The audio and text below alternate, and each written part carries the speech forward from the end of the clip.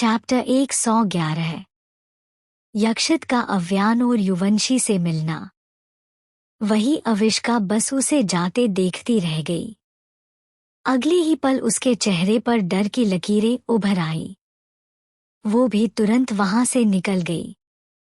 उसे जल्द से जल्द अव्यान और युवांशी के पास पहुंचना था। यक्षित पार्किंग एरिया में आया और अपनी कार में बैठकर वहां से निकल गया। वो फुल स्पीड में ड्राइव कर रहा था। इस वक्त उसके चेहरे पर बेहद डेंजर स्माइल थी जिसे देखकर एक पल के लिए कोई भी डर जाए। आधे घंटे बाद यक्षित ने तेज ब्रेक लगा कार को रोका।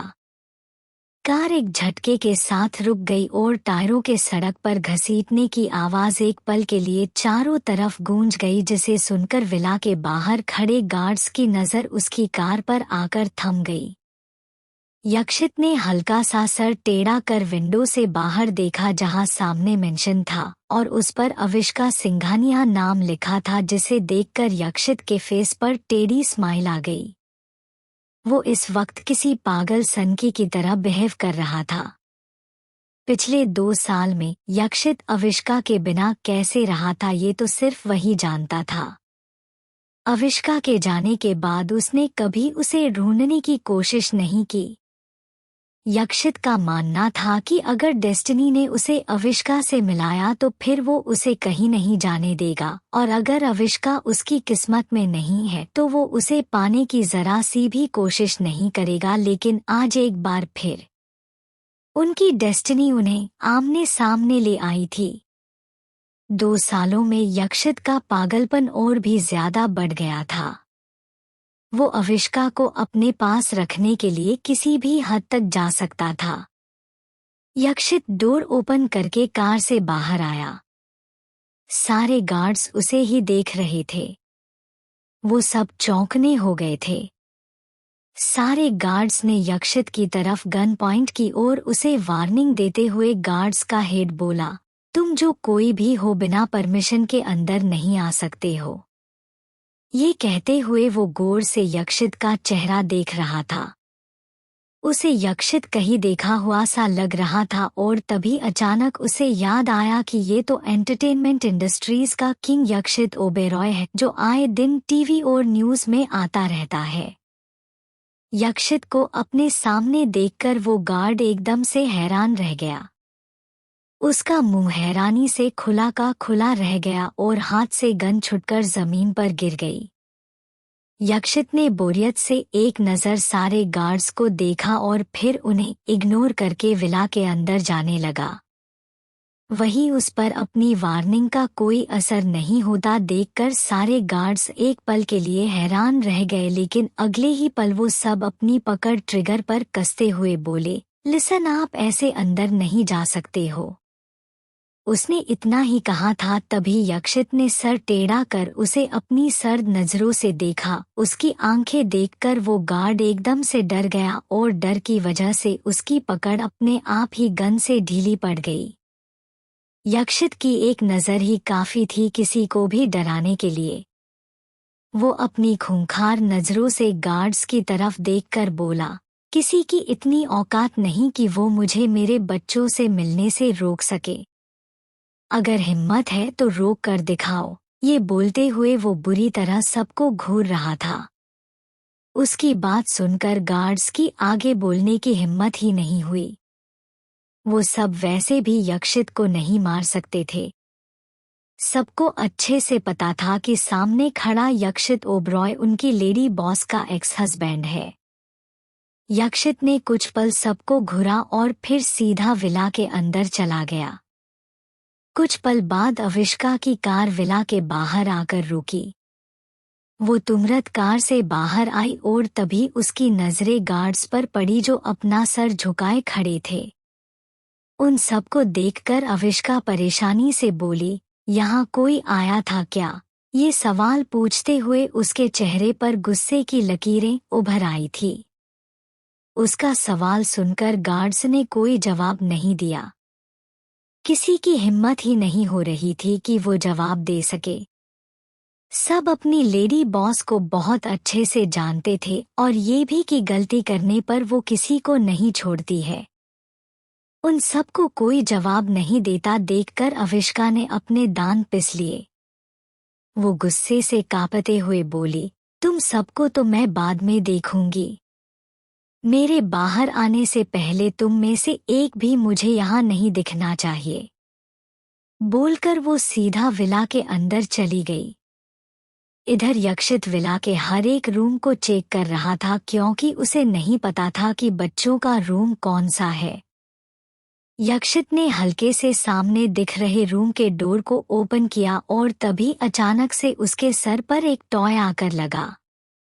यक्षित की हल्की सी आह निकल गई और एक पल के लिए वो चौंक गया, लेकिन अगले ही पल उसका चेहरा गुस्से से कांप उठा।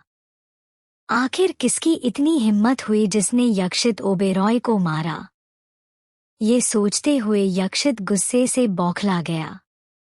उसने सामने देखा लेकिन सामने कोई नहीं था, जिसे देखकर वो चौंक गया। वो गुस्से से पूरे रूम को घूरने लगा लेकिन कोई नजर नहीं आ रहा था, जिसे देखकर अब उसका दिमाग घूम गया।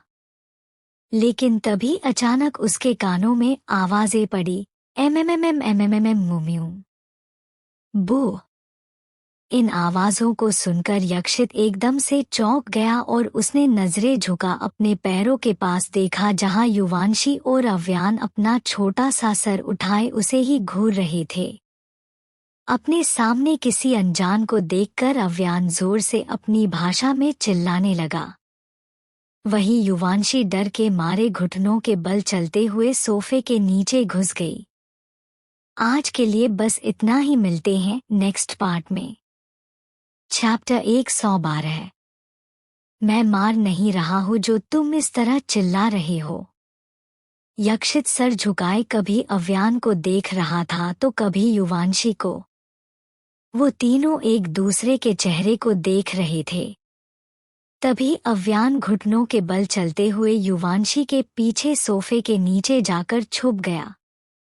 वही यक्षित हैरानी से उन दोनों की हरकतों को देख रहा था। वो धीमे कदमों से सोफे के पास आया और पंजों के बल फर्श पर बैठकर सर झुका सोफे के नीचे देखा, जहां अव्यान और युवांशी दोनों एक दूसरे से चिपक कर कोने में बैठे थे। युवांशी के होंठ बाहर निकले हुए थे और उसकी शक्ल देखकर लग रहा था कि वो किसी भी वक्त रो देगी। यक्षित गौर से अपने बेटे और बेटी को देख रहा था, जो उसके खुद के अंश थे। यक्षित ने हल्का सा अपना हाथ बढ़ाया और उन दोनों के अपने पास आने का इशारा करते हुए बोला, बेबी डरो मत, मैं तुम्हें कुछ नहीं करूंगा। I am your dad, come to dad baby. कहते हुए उसने हल्के से उन दोनों के हाथ पकड़ा और उन्हें बड़े ध्यान से अपने पास खींच लिया। यक्षित ने दोनों को एक साथ अपनी गोद में उठाया, लेकिन तभी अगले ही पल वो दोनों दहाड़े मार कर रोने लगे। उनकी आंखों से मोटे मोटे आंसू बहते हुए गालों पर लुढ़क आए। अव्यान और युवांशी अभी सिर्फ 15 महीने के थे और अपने सामने किसी अनजान को देखकर दोनों ही डर गए। अव्यान ज्यादा नहीं रोता था, लेकिन युवांशी को रोता देख वो भी रोने लगा। यक्षित हैरानी से उन दोनों को देख रहा था। वो उन्हें लेकर रूम में इधर उधर टहलते हुए बोला, just come down babies. What happened? क्यों रो रहे हो आप दोनों? कहते हुए वो उन्हें चुप करवाने की कोशिश कर रहा था, लेकिन वो दोनों चुप होने की बजाय और जोर से रोने लगे। अव्यान और युवांशी यक्षित की गोद में छटपटा रहे थे। अव्यान ने रोते हुए गुस्से से विराग के बालों को कस के अपनी मुट्ठियों में भर लिया और उसके चेहरे पर झुक उसकी नाक को अपने मुंह में भर लिया। अव्यान को ऐसा करते देख युवांशी ने भी यक्षित के बालों को अपनी मुट्ठियों में भर लिया और वो अपने आगे के 2 दांतों से उसके कान को काटने लगी। वही यक्षित उन दोनों की इस हरकत से एकदम शॉक्ड रह गया। वो उन दोनों से अपने बाल छुड़वाने की कोशिश करते हुए बोला, ये तुम दोनों क्या कर रहे हो? छोड़ो मेरे बालों को, कहते हुए वो उन दोनों के नन्हे हाथों को अपने बालों से हटाने की कोशिश कर रहा था, लेकिन अव्यान और युवांशी इतने जिद्दी थे कि वो उसके बालों को छोड़ ही नहीं रहे थे। वही अविष्का जो सीढ़ियां चढ़ते हुए ऊपर आ रही थी, उसके कानों में जैसे ही अव्यान और युवांशी के रोने की आवाज पड़ी तो उसका दिल डर के मारे जोरों से धड़कने लगा। वो लगभग भागते हुए रूम के अंदर आई, लेकिन सामने का नजारा देखते ही उसके कदम डोर पर ही रुक गए और वो एकदम से शॉक्ड रह गई। अविष्का हैरानी के साथ यक्षित और बच्चों को देख रही थी। तभी अचानक यक्षित की नजरें अविष्का पर पड़ी। वो लाचारी से अविष्का को देखते हुए बोला, वाइल्ड कैट प्लीज बचाओ इनसे। ये दोनों इतने छोटे हैं कि मैं इन्हें कुछ कर भी नहीं सकता हूँ। मेरे बिना कुछ किए ही ये ऐसे रो रहे हैं जैसे कोई मर गया है। बोलकर उसने फ्रस्ट्रेशन से अव्यान और युवांशी की तरफ देखा और फिर एकदम से चिल्लाकर बोला, चुप, एकदम चुप। तुम दोनों को मार नहीं रहा हूँ जो ऐसे रो रहे हो।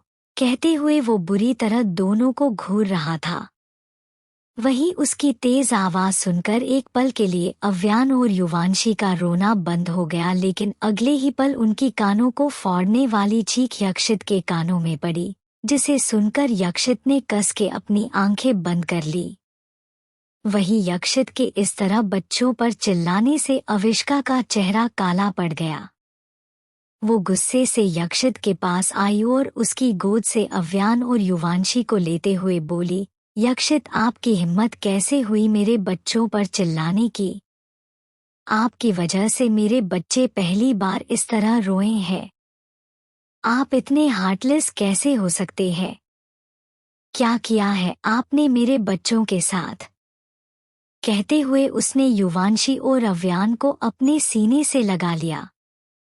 अविष्का की आवाज सुनते ही अव्यान और युवांशी झट से अविष्का के सीने से लग गए। वो दोनों सच में बहुत डर गए थे। अविष्का की बात सुनकर यक्षित ने आंखें खोलकर उसे देखा और तुरंत बोला, excuse me, what you mean by कि मैंने क्या किया है? कुछ नहीं किया है मैंने, और वैसे भी ये तुम्हारे अकेली के नहीं, मेरे भी बच्चे हैं। ये दोनों मेरे बिना कुछ किए ही रोने लगे हैं, तो इसमें मैं क्या करूं? ये सुनकर अविष्का गुस्से से बोली, ओह रियली? पहले तो ये दोनों कभी इस तरह नहीं रोए और मैंने अपनी आंखों से देखा था आपको इन पर चिल्लाते हुए। रुकिए एक सेकेंड, मैं इन दोनों से ही पूछ लेती हूँ। ये अपनी मम्मा की लैंग्वेज बहुत अच्छे से समझते हैं। कहते हुए उसने अव्यान और युवांशी का चेहरा अपने सामने किया और उनके आंसू साफ करते हुए सॉफ्ट आवाज में बोली, बेबी क्या हुआ, आप क्यों रो रहे हो? किसी ने मारा आपको? ये सुनते ही युवांशी ने जल्दी से अपना सर हिला दिया और फिर यक्षित की तरफ उंगली पॉइंट करके सुबकते हुए बोली, मम्मम मम्मम मम्मम बोलने लगी। वही अपनी बेटी को अपनी तरफ उंगली पॉइंट किए देख यक्षित एकदम से शॉक्ड हो गया। आज के लिए बस इतना ही, मिलते हैं नेक्स्ट पार्ट में। आप सब लाइक कमेंट क्यों नहीं करते हो? अगर आपको स्टोरी पसंद नहीं आ रही है तो मैं इसे यही बंद कर देती हूँ। चैप्टर 113। यक्षित का अव्यान और युवांशी को अपने साथ ले जाना बटारोना।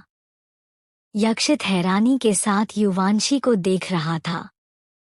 वही युवांशी की बात सुनकर अविष्का का चेहरा गुस्से से कांप उठा। वो गुस्से से यक्षित को देखते हुए बोली, मिस्टर यक्षित ओबेरॉय, अभी के अभी मेरे रूम से बाहर निकालिए, इनफैक्ट मेरे विला में भी आप मुझे दिखने नहीं चाहिए।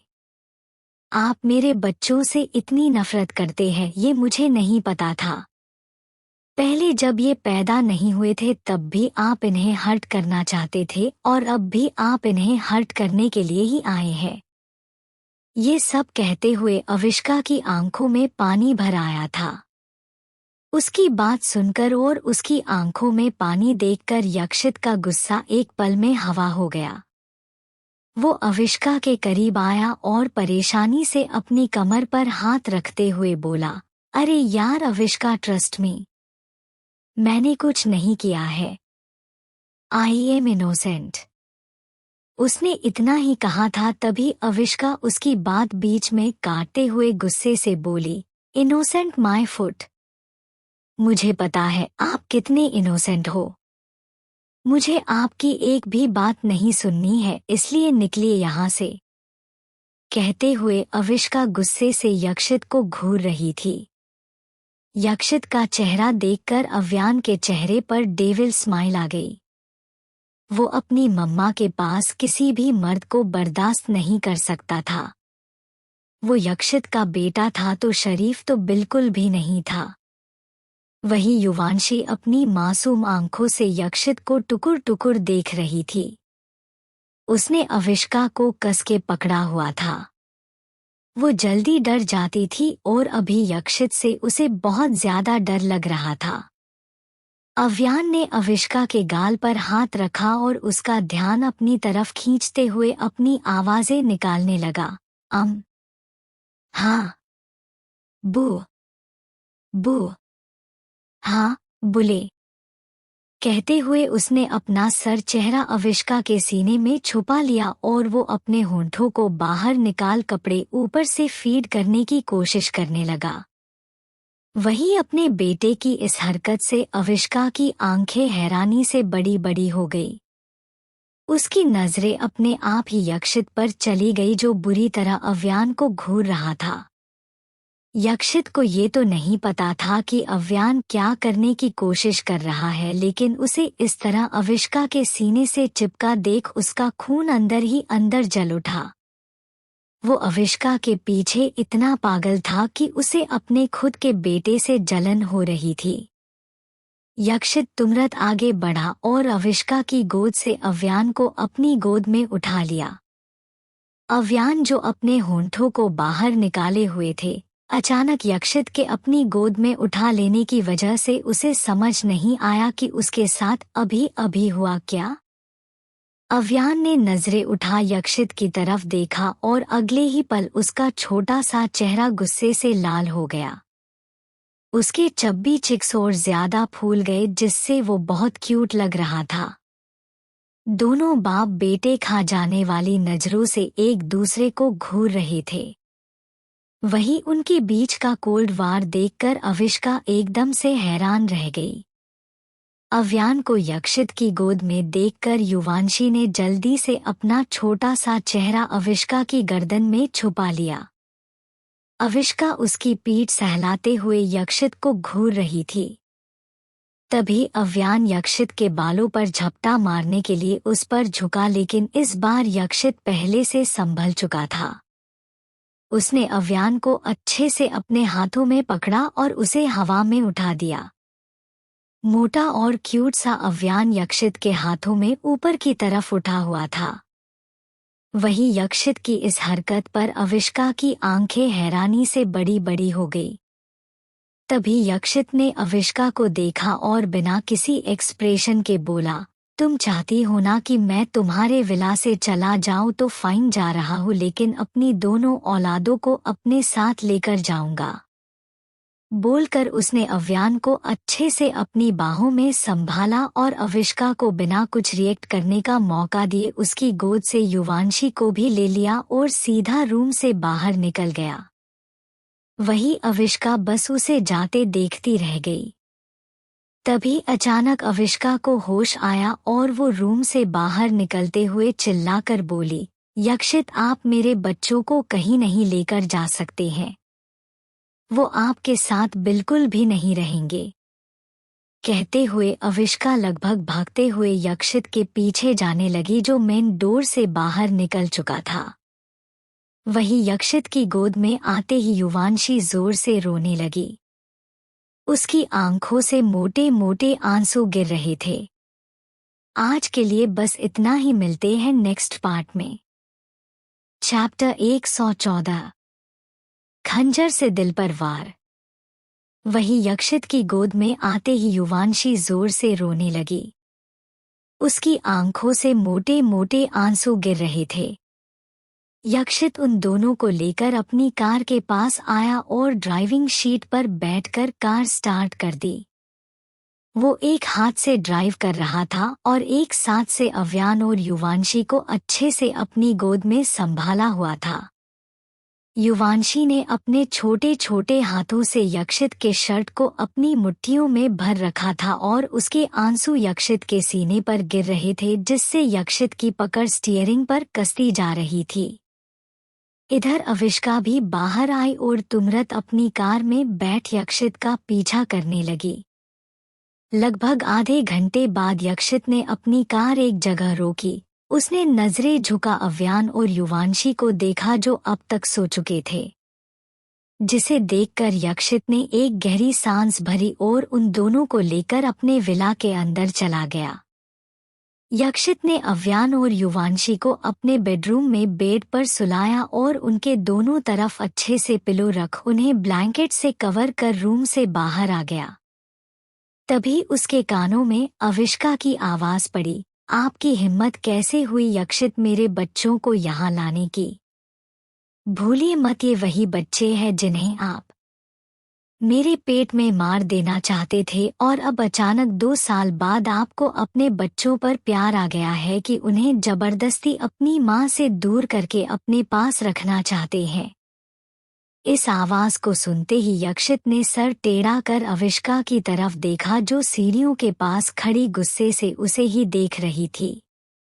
यक्षित कुछ पल रुककर बोला, यस उस वक्त मुझे बेबी नहीं चाहिए था, लेकिन तुमने इन्हें जन्म दिया है तो इन पर मेरा भी हक है। तुमने जानबूझकर मुझे मेरे बच्चों से दूर किया, लेकिन अब मैं तुम्हें और कुछ नहीं करने दूंगा। अब से मेरे बच्चे मेरे साथ रहेंगे। कल सुबह मैं इन्हें लेकर ओबेरॉय मेंशन चला जाऊंगा। अगर तुम चलना चाहो तो चल सकती हो, और वैसे भी मेरे साथ चलने के अलावा तुम्हारे पास और कोई ऑप्शन भी नहीं है। अविष्का की आंखों में गुस्सा, आंसू और बेपसी एक साथ उतर आए थे। उसकी मुट्ठियां भींची हुई थीं, होंठ कांप रहे थे और आंखों में वही पुराना दर्द तैरने लगा था जब उसने अपने पेट में पलती जान को बचाने की खातिर दुनिया से लड़ाई लड़ी थी। तुम्हारे साथ चलने का तो सवाल ही नहीं उठता यक्षित। मैं मेरे बच्चों को आपके हैंडओवर नहीं कर सकती। आपने तब उन्हें एक्सेप्ट करने से इनकार किया था जब ये सिर्फ मेरी कोख में थे। अब अचानक कैसे आपका दिल भर आया? अविष्का ने उसकी आंखों में झांकते हुए कहा। ये सुनकर यक्षित आगे बढ़ा। उसकी आंखों में कोई पश्चाताप नहीं था, बल्कि उसके चेहरे पर कोई एक्सप्रेशन नहीं थे। यक्षित अविष्का के पास आया और उसका हाथ पकड़ उसे पिलर से लगा दिया। अविष्का की पीठ पिलर से जा लगी। उसने सर घुमा, एक नज़र पिलर को देखा और फिर वापस यक्षित के चेहरे को देखने लगी। यक्षित अविष्का के होंठों के पास आकर रुका। उसकी गर्म सांसें अविष्का के चेहरे पर पड़ रही थी और उन दोनों की नाक आपस में टच हो रही थी। यक्षित को अपने इतने करीब देखकर अविष्का का दिल जोरों से धड़कने लगा। यक्षित की नजरें अविष्का के होंठों पर टिकी थी। वो वैसे ही उसके होंठों को देखते हुए बोला, अगर गलती मुझसे हुई है तो तुमने भी मुझसे दूर जाकर कोई अच्छा काम नहीं किया है। तुम्हें मेरे साथ तो चलना पड़ेगा। मैं भी देखता हूँ तुम कैसे नहीं चलती हो मेरे साथ। मुझे अभी इन सब के बारे में बात नहीं करनी है। तुम्हारे इस नशीले होंठों को देखकर मैं मदहोश हो रहा हूँ और अभी मुझे तुम्हारे इन होंठों का रस पीना है। ये बोलते हुए वो अपने अंगूठे से अविष्का के होंठों को मसलने लगा, जिससे अविष्का की हल्की सी दर्द भरी सिसकी निकल गई, जिसे सुनकर यक्षित ने नजरें उठा अविष्का के चेहरे को देखा जो अपनी आंखें बंद किए गहरी सांसें ले रही थी। यक्षित का टच वो आज भी रेजिस्ट नहीं कर पाती थी। अगले ही पल यक्षित ने अपने होंठ अविष्का के होंठों से मिला दिए। यक्षित अविष्का के होंठों को पूरा अपने मुंह में भरे चूम रहा था। उसका एक हाथ सेंशुअली अविष्का की कमर को सहला रहा था। लगभग 10 मिनट की लॉन्ग किस के बाद यक्षित ने अविष्का के होंठों को छोड़ा। उसके छोड़ते ही अविष्का गहरी गहरी सांसें लेने लगी। कुछ पल बाद उसने अपनी आंखें खोली और उसकी नजरें सीधा यक्षित पर पड़ी जो अभी भी उस पर झुका हुआ था। अविष्का के होंठ सुर्ख लाल हो रखे थे और आंखें भी आंसू और गुस्से की वजह से लाल थी। उसकी आंखों में अलग ही दर्द नजर आ रहा था। यक्षित के लिए ये सब आसान हो सकता है, लेकिन अविष्का के लिए नहीं। अविष्का ने यक्षित के सीने पर हाथ रखकर उसे खुद से दूर धक्का दिया और तुरंत उसके बगल से निकलकर उसके बेडरूम की तरफ चली गई। चलते हुए अविष्का की आंख से एक बूंद आंसू की भर गालों पर लुढ़क आई। यक्षित ने हल्के से अपने होंठों को टच किया और तिरछा मुस्करा दिया। वो भी अविष्का के पीछे रूम में आ गया। रूम में आते ही उसकी नजरें बेड पर पड़ी, जहां अविष्का युवांशी और अव्यान के पास बैठी अपनी प्यार भरी नजरों से उन्हें देख रही थी। युवांशी के गालों पर बने आंसुओं के दाग के निशान को देखकर अविष्का के दिल में टीस सी उठी। उसे ऐसा लग रहा था कि किसी ने खंजर से उसके दिल पर वार किया हो। आज के लिए बस इतना ही, मिलते हैं नेक्स्ट पार्ट में। रीडर्स, अगर चैप्टर अच्छा लगे तो लाइक कमेंट कर देना। चैप्टर 115 यूमीन से। युवांशी के गालों पर बने आंसुओं के दाग के निशान को देखकर अविष्का के दिल में टीस सी उठी। उसे ऐसा लग रहा था कि किसी ने खंजर से उसके दिल पर वार किया हो। तभी यक्षित उसके पास आया और उसकी कमर में हाथ डाल अपने करीब खींच लिया। अविष्का का सर यक्षित के सीने से आ लगा। उसने तुरंत नजरें उठा यक्षित को देखा, जो फ्लोर पर खड़ा हल्का सा उस पर झुका हुआ था। दोनों एक पल के लिए एक दूसरे की आंखों में खो गए और जैसे वक्त थम सा गया। यक्षित और अविष्का सब कुछ भूलकर एक दूसरे को देख रहे थे। तभी हल्का सा हवा का झोंका आया और अविष्का के बालों की कुछ जुल्फें उड़ते हुए उसके चेहरे पर आ गई, जो यक्षित को उसके खूबसूरत चेहरे को निहारने में डिस्टर्ब करने लगी। यक्षित ने अपना हाथ आगे बढ़ाया और अपनी उंगलियों से उसकी बालों की लटों को कान के पीछे कर दिया। ये करते हुए उसकी उंगलियां अविष्का के गाल को छू गई, जिससे अविष्का अपने होश में आई और वो जल्दी से यक्षित को खुद से दूर करते हुए बोली, दूर हटिए मुझसे। जब देखो चुंबक की तरह चिपकते रहते हो, दूर रहकर बात कीजिए। कहते हुए वो अपनी पूरी ताकत लगा यक्षित को खुद से दूर कर रही थी, लेकिन यक्षित अपनी जगह से 1 इंच तक नहीं हिला। इनफैक्ट वो अविष्का को अपनी बाहों में भरते हुए बोला, 2 साल से तुमसे दूर ही तो था, अब तुम्हारे करीब रहना है। बोलकर वो झुका और अविष्का की गर्दन पर किस करने लगा। उसकी इस हरकत पर अविष्का एकदम से हैरान रह गई, लेकिन अगले ही पल उसका चेहरा गुस्से से कांप उठा। वो यक्षित को खुद से दूर करने की कोशिश करते हुए लगभग चिल्लाकर बोली, यक्षित आपको समझ नहीं आ रहा है, दूर रहिए मुझसे। उसने इतना ही कहा था तभी यक्षित ने अविष्का को बिस्तर पर गिराया और एकदम से उसके होंठों को कैप्चर कर लिया, जिससे अविष्का के आगे की बात उसके मुंह ही रह गई। अविष्का शॉक्ड होकर यक्षित को देख रही थी, जिसकी नजरें अव्यान और युवांशी पर टिकी थी।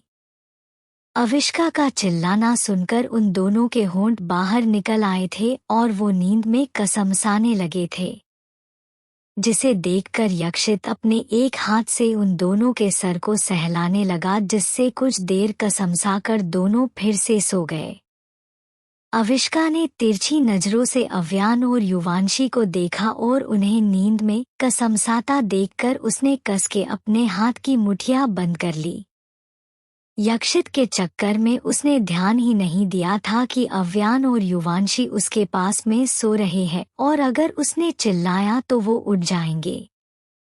कुछ देर बाद युवांशी और अव्यान फिर से गहरी नींद में सो गए थे, जिसे देखकर यक्षित के फेस पर टेढ़ी स्माइल आ गई। उसने अभी तक अविष्का के होंठों को नहीं छोड़ा था और अविष्का बच्चों के उठने के डर से अब ज्यादा कुछ मूवमेंट नहीं कर रही थी, जिस चीज का यक्षित बहुत अच्छे से फायदा उठा रहा था।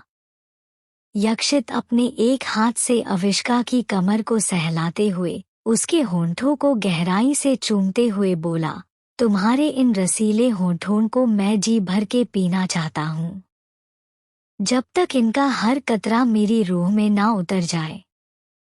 तुम्हारी सांसों की गर्मी, तुम्हारे जिस्म की खुशबू मुझे पागल कर देती है अविष्का।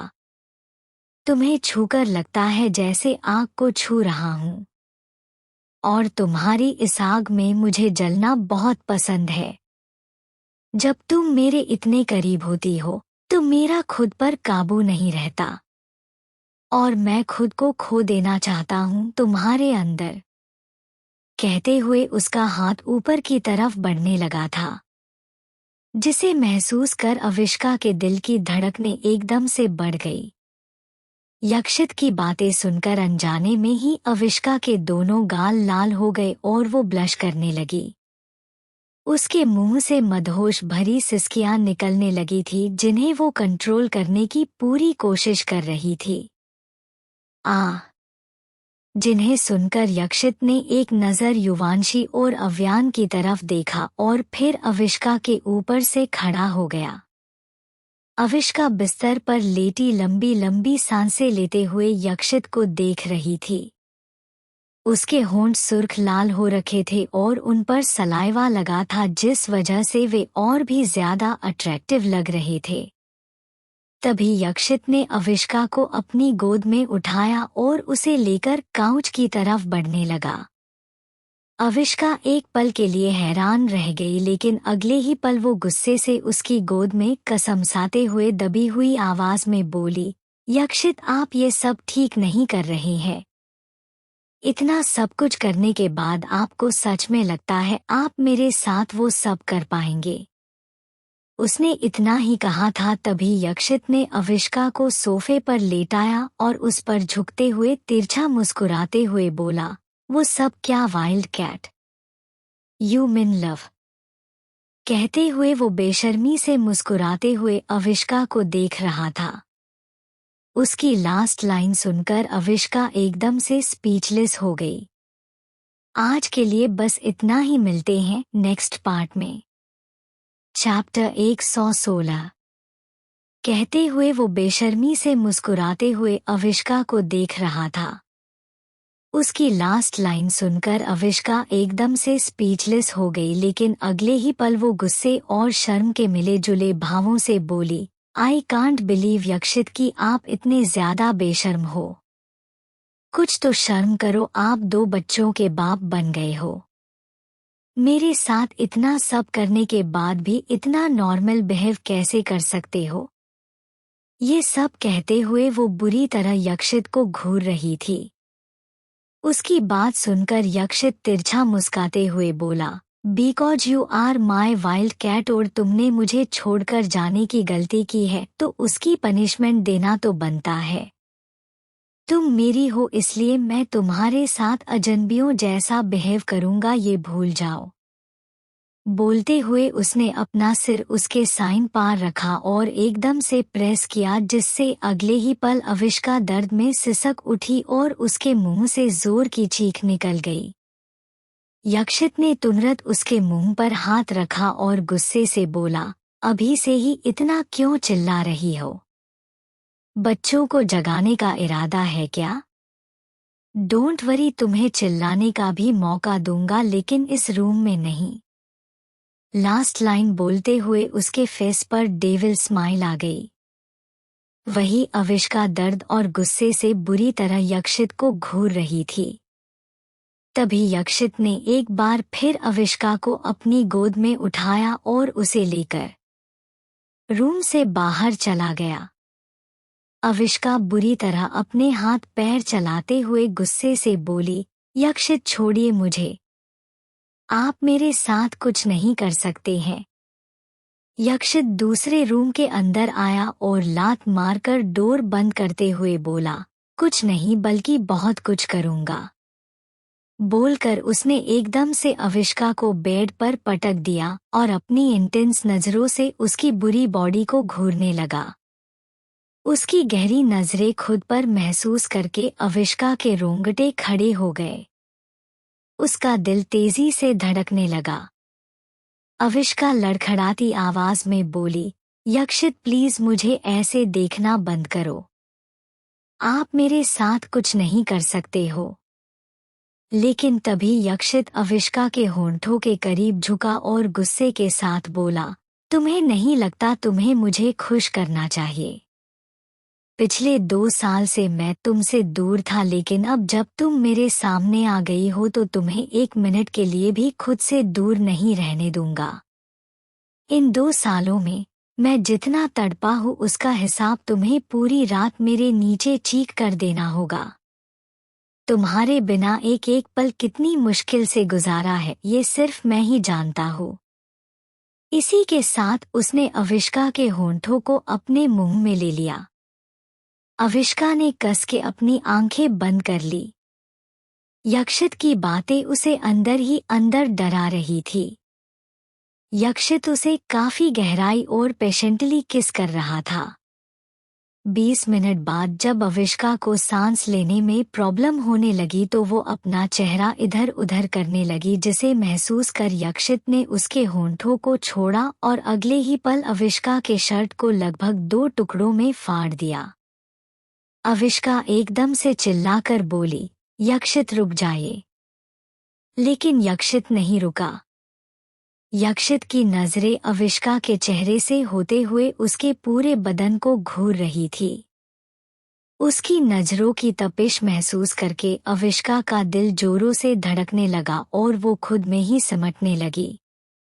उसे यक्षित से शर्म नहीं आ रही थी बल्कि डर लग रहा था, क्योंकि यक्षित इंटीमेसी के वक्त काफी वाइल्ड हो जाता था और अब तो वो पूरे 2 साल बाद उसके करीब आ रहा था। चैप्टर 117 वाइल्ड यक्षित बटा वाइल्ड कैट, अभी तुम बच्चों को संभालने की हालत में नहीं हो। तभी यक्षित उसके चेहरे के पास आया और उसका गला पकड़ते हुए होंठों को कैप्चर कर लिया। अविष्का भी बेताबी से उसके होंठों को चूम रही थी। उनकी वो किस बेहद पैशनेट, इंटेंस, फ्रेंच और बहुत ज्यादा डर्टी थी। उन दोनों का सलाइवा एक दूसरे के मुंह में मिक्स हो रहा था और दोनों पागलों की तरह एक दूसरे के होंठों को चूम रहे थे। तभी यक्षित धीमे से उसके कान में बोला, वाइल्ड कैट मुझे माफ करना ये सब करने के लिए। इतना बोलकर वो अविष्का के चेहरे को देखता है जो कि आंखें बंद किए हुए थी। तो वो बोला, तुम्हारे पास 10 सेकंड है मुझे मना करने के लिए। लेकिन उसके बात पर अविष्का कुछ रिस्पांस नहीं करती है तो यक्षित धीमे से उसके होंठ पर अपने होंठ पर रख लेता है। और फिर उन दोनों का परवान न जाने रात के किस पहर पर जाकर खत्म हुआ। अगली सुबह 8 बजे यक्षित और अविष्का दोनों एक दूसरे की बाहों में आराम से सो रहे थे। अविष्का पूरी की पूरी यक्षित के ऊपर लेटी थी। इस वक्त वे दोनों ही गहरी नींद में थे, लेकिन तभी अचानक दोनों के कानों में किसी के दहाड़े मारकर रोने की आवाज पड़ी, जिसे सुनते ही दोनों की आंखें खोली। अविष्का की नजरें एकदम से यक्षित के चेहरे पर पड़ी जो नींद भरी आंखों से उसे ही देख रहा था। अगले ही पल अविष्का जल्दी से हड़बड़ा उठ गई, लेकिन तभी उसकी हल्की सी चीख निकल गई और उसने अपने पेट से थोड़ा सा नीचे हाथ रख लिया। उसने कस के अपनी आंखें बंद कर ली। उसका चेहरा देखकर यक्षित के फेस पर डेविल स्माइल आ गई। वो खड़ा हुआ और अपने कपड़े पहनते हुए बोला, वाइल्ड कैट, अभी तुम इस हालत में नहीं हो कि उन्हें संभाल सको। तुम रेस्ट करो, मैं देख लूंगा उन्हें। कहकर उसने अविष्का के होंठों पर हल्की सी किस की और उसे आई विंक कर सीधा रूम से बाहर निकल गया। उसने अभी शर्ट नहीं पहनी थी, जिस वजह से उसकी बेक पर बने अविष्का के नाखूनों के निशान साफ नजर आ रहे थे। अविष्का ने धीरे से अपने होंठों को टच किया और गुस्से से जाते हुए यक्षित को देखा, लेकिन तभी उसकी नजरें उसकी बेक पर पड़ी और उस पर बने निशानों को देखकर उसका चेहरा लाल हो गया। आज के लिए बस इतना ही, मिलते हैं नेक्स्ट पार्ट में। Chapter 118 reader_content_pager। अगले 7 जन्मों तक तुम्हें यही स्वामी मिलने वाले हैं। यक्षित ने जोर से डोर बंद किया, जिसकी आवाज सुनकर अविष्का एकदम से अपने होश में आई। उसने अपना सर झटका और ब्लैंकेट से खुद को कवर कर बिस्तर से उठी, लेकिन फर्श पर पैर रखते ही उसके पैर कांपने लगे और कदम हल्के से लड़खड़ा गए। इस वक्त उसे अपनी बॉडी में थोड़ा दर्द हो रहा था। उसने जैसे तैसे खुद को संभाला और यक्षित को कोसते हुए वॉशरूम चली गई। इधर यक्षित बच्चों के रूम में आया। तभी उसकी नजरें बेड पर बैठी युवांशी पर पड़ी, जो अपनी आंखें बंद किए जोर से रो रही थी। उसे इस तरह से रोता देख यक्षित जल्दी से उसके पास आया और उसे अपनी गोद में उठा चुप करवाने की कोशिश करते हुए बोला, व्हाट हैपेंड बेबी? क्यों रो रही हो तुम? आंखें खोलो, देखो डैड यही है। कहते हुए वो अपने हाथ से युवांशी के गालों पर ठहरी आंसुओं की बूंदों को साफ करने लगा। युवांशी ने कस के यक्षित के शर्ट के अपनी मुट्ठियों में भर लिया और अपनी आंसू भरी आंखों से देखते हुए मम्मम मम्मम चिल्लाने लगी। वही अव्यान भी अपने होंठों का पाउट बनाए बेड पर बैठा टुकुर टुकुर यक्षित को देख रहा था। उसकी शक्ल देखकर लग रहा था जैसे वो किसी भी वक्त रो देगा।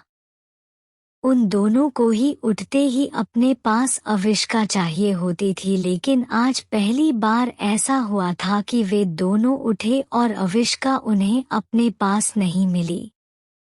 यक्षित ने एक गहरी सांस भरी और युवांशी को अपने सीने से लगाते हुए बोला, रिलैक्स एंजल, मम्मा बस आती ही होगी।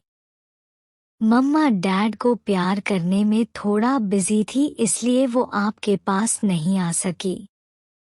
उसने इतना ही कहा था, तभी अविष्का तेज आवाज में बोली, यक्षित कुछ तो शर्म कीजिए। बच्चों के सामने ऐसी बातें कौन बोलता है? आपके अंदर थोड़ी बहुत भी शर्म हया है या उसे भी बेच दी है? कहते हुए वो रूम के अंदर आई और गुस्से से यक्षित को घूरने लगी। उसकी बात सुनकर यक्षित ने उसके चेहरे को देखा और फिर तिरछा मुस्कुराकर बोला, I don't think I said anything wrong. मैंने अपनी एंजेल से सच ही कहा है। यू नो ना कि यक्षित ओबेरॉय कभी झूठ नहीं बोलता है। कहते हुए वो युवांशी की पीठ सहलाते हुए उसे शांत कर रहा था। उसकी बात सुनकर अविष्का अपने दांत पीसते हुए बोली, हाँ अच्छे से पता है कि यक्षित ओबरॉय कभी झूठ नहीं बोलता है। जब मेरा अबॉर्शन करवाने के लिए हॉस्पिटल लेकर जा रहे थे, उस वक्त तो आपने किसी से जरा सा भी झूठ नहीं बोला था, है ना? आप ही तो इस कलयुग के राजा हरिश्चंद्र है। धन्य हो गई मैं जो आप मुझे मिले स्वामी। कहते हुए नकली का मुस्कुराने लगी। उन दोनों को ऐसे लड़ता देख यक्षित और अव्यान दोनों उन्हें घूरने लगे। उन्हें उनकी बातें तो समझ नहीं आ रही थी, लेकिन उनका चिल्लाना सुनकर उन्हें इतना समझ आ गया था कि वे दोनों लड़ रहे हैं। अविष्का की बात सुनकर यक्षित कुछ पल रुककर बोला, डोंट वरी, अगले 7 जन्म तक तुम्हें यही स्वामी मिलने वाले हैं वाइल्ड कैट। और मैंने किसी से कोई झूठ नहीं बोला है। घर पर सबको पता है कि मैं तुम्हें अबॉर्शन के लिए हॉस्पिटल लेकर गया था। ये कहते हुए वो युवांशी को लेकर बेड पर बैठ गया और अव्यान का पैर पकड़ उसे हल्के से अपने करीब खींच लिया। गोल मटोल अव्यान मुंह के बल बेड पर गिर गया और गुस्से से यक्षित को देखने लगा। तभी यक्षित ने उसे अपनी गोद में उठा लिया और उसके फूले हुए गालों को धीरे से पिंच करके बोला, यू छोटा पैकेट, अपनी नजरों को कंट्रोल में रखो। तुम्हारा बाप हो, कोई दुश्मन नहीं जो इस तरह घूर रहे हो। मैं तुम्हारी मॉम से नहीं डरता तो तुमसे क्या खाक डरूंगा। कहते हुए वो अव्यान को घूर रहा था। वही उसे खुद की तरफ इस तरह देखता देख अव्यान भी उसे अपनी आंखें छोटी कर घूरने लगा। वही अविष्का हैरानी से खड़ी यक्षित के चेहरे को देख रही थी। वो धीमी सी आवाज में बोली, क्या सच में आपने सबको बता दिया कि आप मेरा अबॉर्शन करवाने के लिए हॉस्पिटल लेकर गए थे? क्या जरूरत थी सबको ये बात सबको बताने की? पहले ही आपके और अंकल दादू के बीच सब ठीक नहीं था। अब सब कुछ और भी ज्यादा बिगड़ गया होगा। ये सुनते ही यक्षित, जो युवांशी के बालों को उसके चेहरे से साइड कर रहा था, उसका हाथ रुक गया। उसने नजरें उठा अविष्का के चेहरे को देखा, जो परेशानी से उसे ही देख रही थी। यक्षित बिना किसी एक्सप्रेशन के अविष्का के चेहरे को देखकर बोला, ज्यादा कुछ नहीं बिगड़ा, बस मुझे ओबेरॉय मेंशन से बाहर निकाल दिया। ये सुनते ही अविष्का एकदम से शॉक्ड रह गई। आज के लिए बस इतना ही, मिलते हैं नेक्स्ट पार्ट में। चैप्टर 119। अव्यान की क्यूट हरकतें। यक्षित बिना किसी एक्सप्रेशन के अविष्का के चेहरे को देखकर बोला, ज्यादा कुछ नहीं बिगड़ा, बस मुझे ओबेरॉय मेंशन से बाहर निकाल दिया। ये सुनते ही अविष्का एकदम से शॉक्ड रह गई। वो हैरानी के साथ यक्षित को देखते हुए बोली, व्हाट यू मीन बाय कि बाहर निकाल दिया? वो सब ऐसा कैसे कर सकते हैं? आप इतने दिन अकेले रह रहे थे। आपकी फैमिली तो आपसे प्यार करती है ना, तो फिर उन्होंने आपको खुद से दूर क्यों कर दिया? कहते हुए उसके चेहरे पर गुस्से की लकीरें उभर आई थी। यक्षित गौर से अविष्का के चेहरे को देख रहा था। वो कुछ पल रुककर डेविल स्माइल करते हुए बोला, wild cat, are you worried about me? ये सुनते ही अविष्का एक पल के लिए शांत हो गई। वो अपनी नजरें इधर उधर करते हुए बोली, मुझे किसी की फिक्र नहीं हो रही है। मैं तो बस ऐसे ही बोल रही थी कि आपकी फैमिली आपको घर से बाहर कैसे निकाल सकती है। ये सुनकर यक्षित अपनी एक आईब्रो को रब करते हुए बोला, उन्होंने मुझे घर से निकाला क्योंकि मैं घर से निकला। मेरी मर्जी थी वो घर छोड़ना। बिना मेरी मर्जी के किसी की इतनी औकात नहीं कि वो यक्षित ओबरॉय को निकाल सके, फिर चाहे वो मेरी खुद की फैमिली ही क्यों ना हो। ओबेरॉय मेंशन में मुझे तुम्हारी याद आती थी, इसलिए छोड़ दिया। अब वापस वहां तुम्हें अपने साथ लेकर ही जाऊंगा। ये सुनते ही अविष्का के फेस एक्सप्रेशन एकदम से बदल गए। वो झट से बोली, ओबेरॉय मेंशन से जाने के बाद आपको मेरी याद नहीं आई थी? उसका ये सवाल सुनकर यक्षित की नजरें उसके चेहरे पर गहरी हो गई। वो धीमी मगर मदहोशी भरी आवाज में बोला, पहले से भी ज्यादा याद आई थी। इतनी कि हर रात तेरी आवाज की जगह अब तेरी सिसकियों की तलब लगती है। तेरे जाने के बाद नींद नहीं, तुझे देखने के ख्वाब आते हैं, बिस्तर पर, मेरी बाहों में, और वो बिना किसी पर्दे के। ये सुनते ही अविष्का की सांसें एक पल के लिए गहरी हो गई। उसने तुरंत यक्षित से अपनी नजरें फेर ली और धीमी सी आवाज में बोली, पागल इंसान, हर वक्त सिर्फ एक ही चीज दिखाई देती है। कहते हुए उसने अपना सर हिला दिया, लेकिन तभी अचानक अविष्का के कानों में यक्षित की आवाज पड़ी, What the hell are you doing? I am not your mom, I am your dad. ये सुनते ही अविष्का ने तुरंत यक्षित की तरफ देखा और तभी उसकी नजरें अव्यान पर पड़ी, जो उसकी चेस्ट के निपल को अपने मुंह में भरे फिट करने की कोशिश कर रहा था।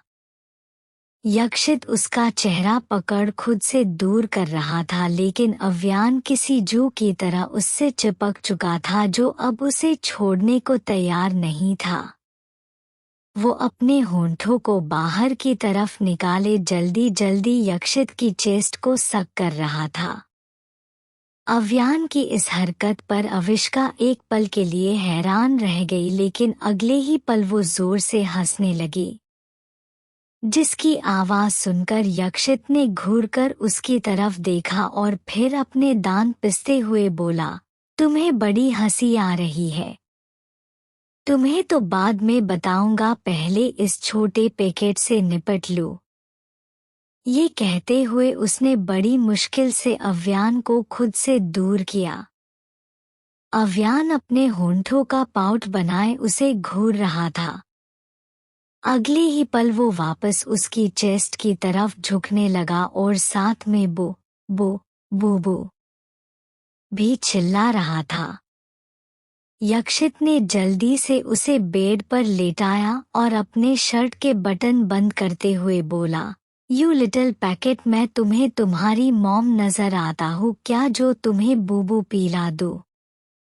अगर तुम्हें मिल्क पीना है तो फीडिंग बोतल से पियो। मेरी बीवी से दूर रहो और उसके बूबीज पीने का सोचना भी मत, क्योंकि उन पर सिर्फ तुम्हारे बाप का हक है।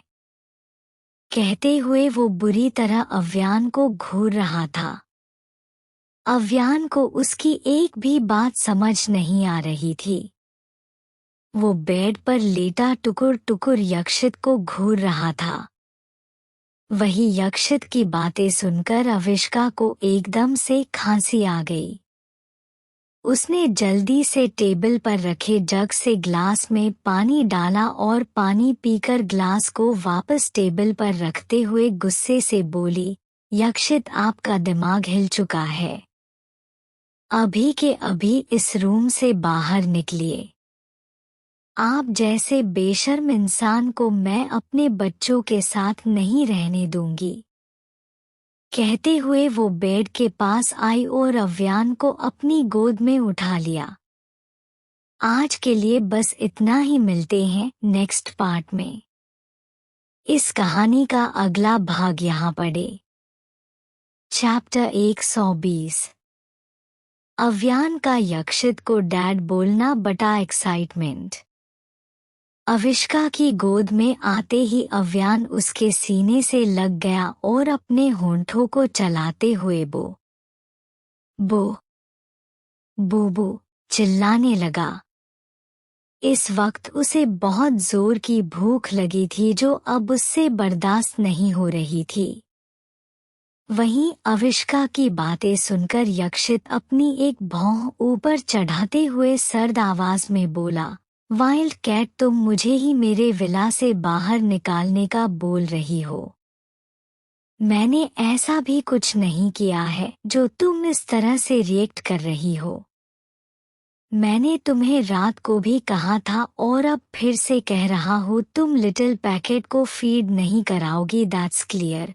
ये सब कहते हुए वो बुरी तरह अव्यान को घूर रहा था, जो अविष्का के सीने से लगा फीड करने की कोशिश कर रहा था, जिसे देखकर उसका चेहरा और भी ज्यादा काला पड़ गया। वो गुस्से से अविष्का के पास आया और अव्यान को वापस से अपनी गोद में लेते हुए दांत पीसकर बोला, यू लिटिल पैकेट, तुम्हें मेरी बात समझ नहीं आती है क्या? तुम मेरी बीवी के करीब नहीं जा सकते हो। शी इज माइन एंड उसके इतने करीब जाने का हक सिर्फ मेरा है। अगर तुम्हें मिल्क पीना है तो नीचे किचन में चलकर पियो। कहते हुए वो सबको इग्नोर कर सीधा रूम से बाहर चला गया।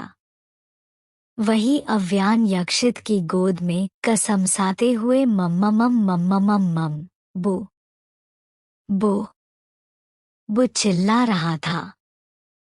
वही अविष्का बस यक्षित को जाते देखती रह गई। उसने अफसोस से अपना सर हिला दिया और युवांशी को अपनी गोद में उठाते हुए बोली, बेबी, आपके डैड पूरे पागल है। पता नहीं आगे और क्या क्या होगा। अभी से इन दोनों बाप बेटे के 36 के आंकड़े चल रहे हैं। युवांशी को अविष्का की बातें अच्छे से समझ नहीं आ रही थी। वो उसके चेहरे पर अपनी नन्ही उंगलियां फेरते हुए मुस्कुरा रही थी। उसने दूसरे हाथ से अविष्का के बालों को कस के अपनी मुट्ठियों में भर लिया और खिलखिलाकर हंसने लगी, जिसे देखकर अविष्का मुंह बनाते हुए बोली, बेबी, यहाँ आपकी मम्मा परेशान हो रही है और आपको हंसी आ रही है। आप सब एक जैसे हो, सिर्फ मुझे परेशान करना आता है। चलिए अब पहले आपको शावर दिला देती हूँ और उसके बाद मम्मा को ऑफिस के लिए निकलना है। ऑलरेडी बहुत लेट हो गया है। कहते हुए वो युवांशी को लेकर वॉशरूम में चली गई। इधर यक्षित लिविंग हॉल में सोफे पर अव्यान को अपनी गोद में लिए बैठा था। उसके हाथ में फीडिंग बोतल थी, जिससे वो अव्यान को दूध पिलाने की कोशिश कर रहा था, लेकिन अव्यान उसके चेहरे को घूरते हुए अपने हाथों से बार बार बोतल को अपने मुंह साइड हटा रहा था। उसे बूबू चाहिए था, लेकिन उसके सामने बैठा इंसान उसे उसकी मम्मा के पास नहीं दे रहा था, जिससे छोटे से अव्यान का चेहरा गुस्से से गुब्बारे की तरह फूल गया और वो अपने हाथ पैरों को चलाते हुए मम्मा बो चिल्ला रहा था। उसके चीखने से यक्षित फ्रस्ट्रेट होते हुए बोला, व्हाट इज योर प्रॉब्लम? भूख लगी है तो चुपचाप मिल्क क्यों नहीं पीते हो? मेरी बीवी के पास तो तुम्हें नहीं जाने दूंगा, समझे तुम? ये सुनते ही अव्यान अब उसे और भी ज्यादा बुरी तरह घूरने लगा, जिसे देखकर यक्षित उसे घूरते हुए बोला, अपनी इन ब्लू आंखों से किसी और को डराना। तुम बिल्कुल अपने मॉम के जैसे हो, सिली गर्ल का सिली बेटा। कहते हुए उसके फेस एक्सप्रेशन बेहद अजीब हो रखे थे।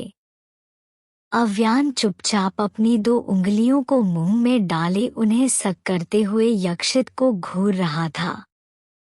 यक्षित उसकी उंगलियों को मुंह से बाहर निकालते हुए बोला, अपनी उंगलियों को सक करना बंद करो और चुपचाप ये पियो। कहते हुए उसने फीडिंग बोतल को अव्यान के मुंह के पास लगा दिया, लेकिन अव्यान कहाँ मानने वालों में से था। उसने अपने हाथ से दूध की बोतल को साइड कर दिया और फिर से अपनी उंगलियों को सक करने लगा। उसकी इस हरकत पर यक्षित ने कस के अपने दांत पिस लिए। उसने गुस्से से ग्लास को साइड में रखा और उठकर अव्यान को कमर से पकड़ हवा में लटका दिया। वो गुस्से से उसके चेहरे को देखते हुए बोला, यू लिटिल पैकेट, तुम जानते नहीं हो मुझे। आई एम यक्षित ओबेरॉय, अगर अब तुमने मुझे और परेशान किया ना तो मैं तुम्हें हॉस्टल में डलवा दूंगा। कहते हुए वो बुरी तरह अव्यान को घूर रहा था। वही अव्यान का चेहरा भी गुस्से से लाल हो गया। अगले ही पल वो पूरा यक्षित पर झुका और उसके बालों को अपनी मुट्ठियों में भर जोर से खींचने लगा। वो अपने आगे के 2 दांतों को किटकिटाते हुए चिल्लाने लगा, बो बो डा डैड। उसका चिल्लाना सुनकर यक्षित तुरंत उससे अपने बाल छुड़वाए और एक्साइटमेंट के साथ बोला, क्या कहा अभी तुमने? फिर से कहना। ये सुनते ही अव्यान के पल के लिए शांत होकर उसे घूरने लगा और फिर टेढ़ा मुस्कुराते हुए बोला, मम मम्मा मम मम्मा मम। उसका जवाब सुनकर यक्षित उसे बुरी तरह घूरने लगा। वहीं दूसरी तरफ सिंघानिया मेंशन में। आज के लिए बस इतना ही, मिलते हैं नेक्स्ट पार्ट में।